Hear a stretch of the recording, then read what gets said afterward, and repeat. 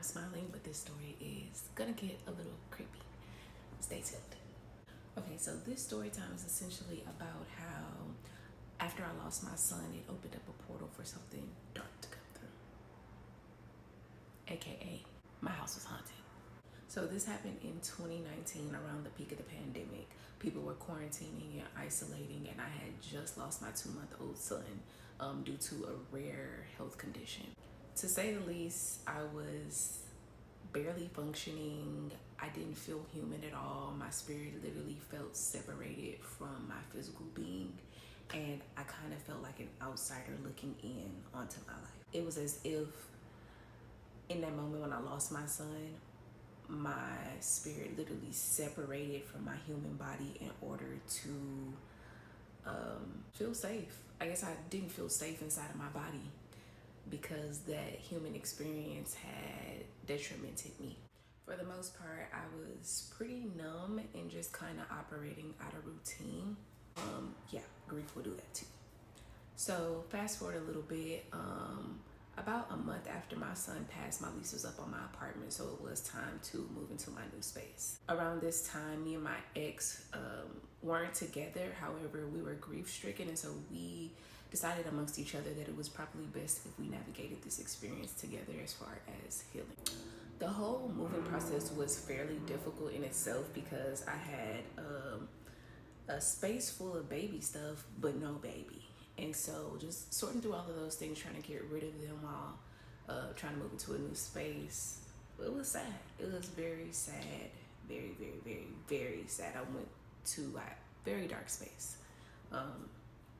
Anywho, so we're moving in, and I noticed this place is quiet, and not quiet in a sense of like, really, finally I can relax. It was almost too quiet in a like eerie manner where it was like couldn't even hear myself, my own thoughts, and it was hard trying to maintain a spiritual hygiene. It was extremely difficult because I had a hard time reflecting. I couldn't hear my thoughts. I couldn't hear. I could not hear, you guys. I don't know what other way to put it. Now, as I said, I was in a pretty dark space. So upon moving in, outside of sanitary cleaning, like cleaning everything down, I didn't get to do my ritual cleansing, like smudging the place, praying over. Again, as I say, my hygiene was piss poor at this point. My relationship to God was still strong, and I knew that I was gonna get through it. It just was not apparent on how or when. I felt like even though I had the tools, I didn't know how to use them. So soon after moving in, I started noticing small things. It started as like a remote falling off the couch. And then I would think like, oh, maybe I kicked it or hit it with my hand. And then it became to like knives falling off of the countertop while I'm cooking. And I'm thinking, okay, maybe I put it too close to the edge, or making up kind of these excuses as to how these little things are happening. But then I started feeling like a cold brush over my shoulder, a whisper. I started seeing black shadows on the wall, and it was like, okay, these were things that like started to turn into stuff that you couldn't ignore even if you tried hard enough to. I remember having this stuffed Elmo in my house. It was kind of like for decoration. I had thrifted it a while ago. And I even noticed that like it started just giving off this very weird energy. It was like real heavy and intense, like almost as if something was inside of it. There would also be times where I'd be on the phone with my mom, and in mid-conversation, she'd just be like, who is that behind you? Or tell my ex, I say, hey, and I'd be like, he's not here. And mind you, I hadn't even told my mom what I had been experiencing during this time in the house with the energy feeling off. So I couldn't even chalk it up to maybe she's just joking, maybe she's just trying to scare me or play around. When I would literally say like, no one is here, I'm by myself, she would be like, I swear I just saw somebody behind you. Maybe I'm tripping. Maybe we're not. Maybe we aren't. Soon it came to a point where I could not even feel settled in my own room to go to sleep. I'm talking about both he and I would sleep downstairs on a small futon just to get some rest, because upstairs you could just not fall asleep. It was like you almost had insomnia. It just felt like we were constantly being watched in that house, no matter what we did. Like, it came to the point where I even had to shower real fast and with the door open, because if I stayed in there too long, the whole room would fog up from steam, and I would see like what would look like something trying to reach towards me. Like, y'all don't understand. Hold on. Hold on, I need to think it. Yeah, but things just started getting very dark and very heavy real fast. I'd even wake up sometimes. It would be like 2 or 3 a.m. and I would see my ex on the balcony, and he'd just be like holding on to the rail and staring out. And one night I reached for him because I was calling his name and he was unresponsive. And I got closest to him and he was just rubbing his eyes. And he was just like, I can't see. I think I'm going blind. I just see black. And that hit me hard because my son was blind. His condition like slowly started shutting down all his organs. And in retrospect, I wonder if spiritually that thing that was in the house with us was trying to project that onto him to kind of try and make it seem like this would be his fate too. Or it's like somehow he was trying to make him live through that same experience that my son had. I don't know. It's kind of hard to explain, but I felt like there was a very dark and low vibrational spirit in that house, and it was feeding off of our vulnerability and trying to drag us deeper into the pits of our own suffering. All right, so eventually it came to a part where we had to go back upstairs because now we couldn't sleep downstairs. And that's when the dream started. So I started having up to 5 dreams every night, and they almost felt directional, as if they were trying to give me a message. Also at this time, me and my ex started to have parallel dreams where we were literally having the same dream as each other for consecutive days. But the one that shook me the most was one that left me with sleep paralysis. In this dream, we were both laughing and calling out different names, just random names, and it felt like a room full of voices. Except for in my version, I could move. It was something dark, like a spirit or a shadow that was flying over my body. Like, I was laying here, my ex was here, and the spirit flew across him, flew across me, turned and looked at him, and started literally going through his mouth, literally going inside of his mouth. I tried everything to wake up. I used to deal with sleep paralysis a lot because I had anxiety. And so I know how to wake myself up easily. Just shake my feet and check my hands. And then usually I just wake up. When I tell you, it felt like what someone would say, the devil is riding you. It felt like a body was on top of me. And like, I could not move. I could not shake the feeling. Ooh, it gave me chills. I'm telling you, I tried everything to wake up. Nothing was happening. So I started praying. I was mumbling whatever words came to mind. I was trying to force them out. So I'm rebuking the spirit, rebuking it, trying to get it away from me. To my memory, I don't remember calling out my ex's name, but he said that I was. He woke up from me calling out his name, and he woke me up. He was like, "Are you okay?" My heart was beating off my chest. Like, I could not even respond to him. I kind of just was sat. I was laying there trying to like process what was just happening in my dream.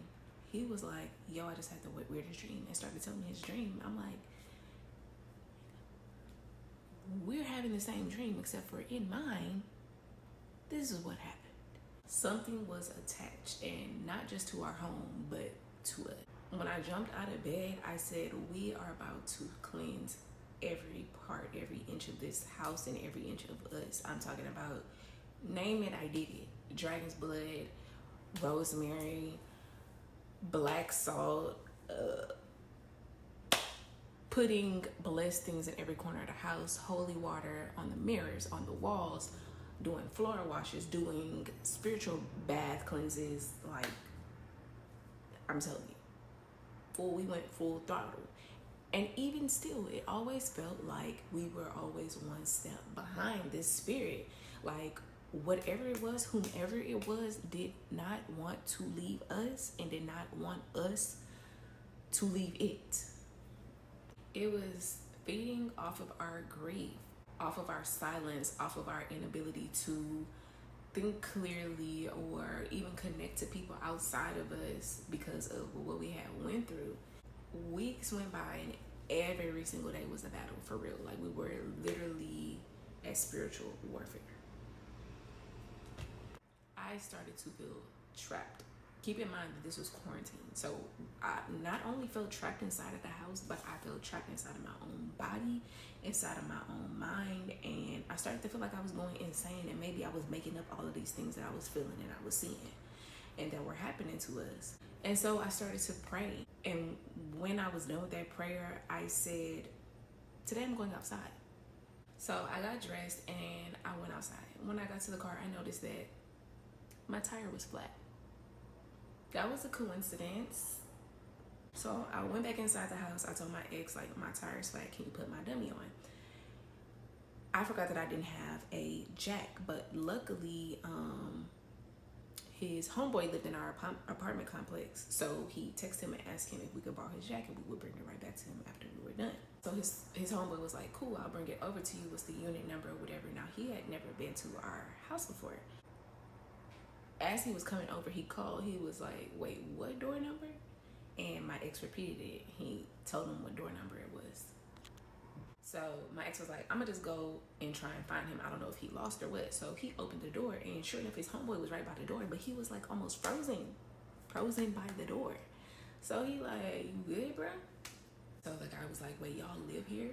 My ex is like, yeah, why you say it like that?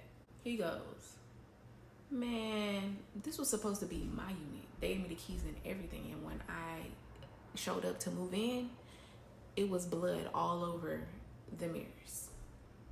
They ended up switching my unit at a discounted rate for the inconvenience. And that's when it all clicked. That is when it all clicked.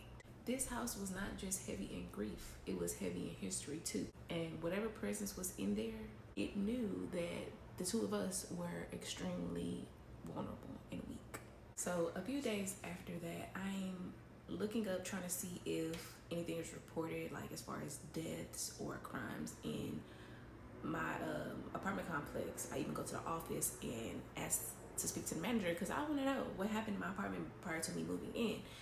The manager was actually on vacation for 3 weeks, and so I couldn't communicate with them, and I couldn't find nothing online either about anything that had happened in the apartment complex or in my apartment in specific. So a few days went by and I decided to do something that I had never done before. A shroom trip. Not necessarily to escape, but to connect. I needed to face whatever was happening spiritually, internally, and externally. And I felt like this was a great method to do so. So I sat in the living room. I had all my lights off. I had white and black candles around me. I lit some cinnamon and some dragon's blood. I stretched, I drank water, tea, and then I set my intentions. And you know what? I didn't even ask to have a trip, like to experience a trip. What I really needed in this moment was clarity and power. So I had asked to feel my son again, feel the presence of my son, and I asked to find myself in that moment, to find myself again. And about 40 minutes in, I started to feel the shift. And if you have done shrooms before, you know what the shift is. And I was not afraid. Everything started to slow down, and I felt very aware and very focused and present. Almost like my spirit was returning to my human body. And then I slowly began to feel it creep in, that dark, heavy, negative energy. I started to feel it so intensely. It came out of the corner of the living room. It like almost wrapped around the wall, the corner of the wall, and it started to come down off to the bottom by the floorboard and crawl towards me. It was literally crawling towards me. But I was not afraid of it. At this point, I was not afraid of it because I knew it didn't belong there. It did not belong there. It did not belong here with me, with us. And for the first time since the passing of my son, I felt powerful. I felt powerful again. I stood up barefoot, shaking from the intense feeling, and I said out loud, "You're not welcome here any longer. You were never welcome here. This is a place of peace, and you cannot stay here any longer. I am safe inside my space. I am safe inside my body." I said it over and over again, praying, crying, purging, commanding it to leave immediately. I could feel the temperature shift. Like I went from cold to hot to cold in a matter of like just seconds. I could feel the water in my body vibrating, and I just kept on commanding it to leave, commanding it to leave. And it's like something lifted off my entire being. I instantly fell to my knees and just started praying and thanking God. And that was the first night in that house that I slept through the night. The entire night. I wasn't crazy. I was grieving. We were grieving. And something was trying to fill that place of void, that place of silence, that place of hopelessness. But it didn't win. Moral of the story is grief opens portals. Doors to places that we cannot understand. It cracks open the space between this world and the next, pulling and drawing in things that you never invited in. And sometimes you have to fight for peace on both sides. Holding down your spirit here while protecting your soul from what tries to cross over. Energy is real.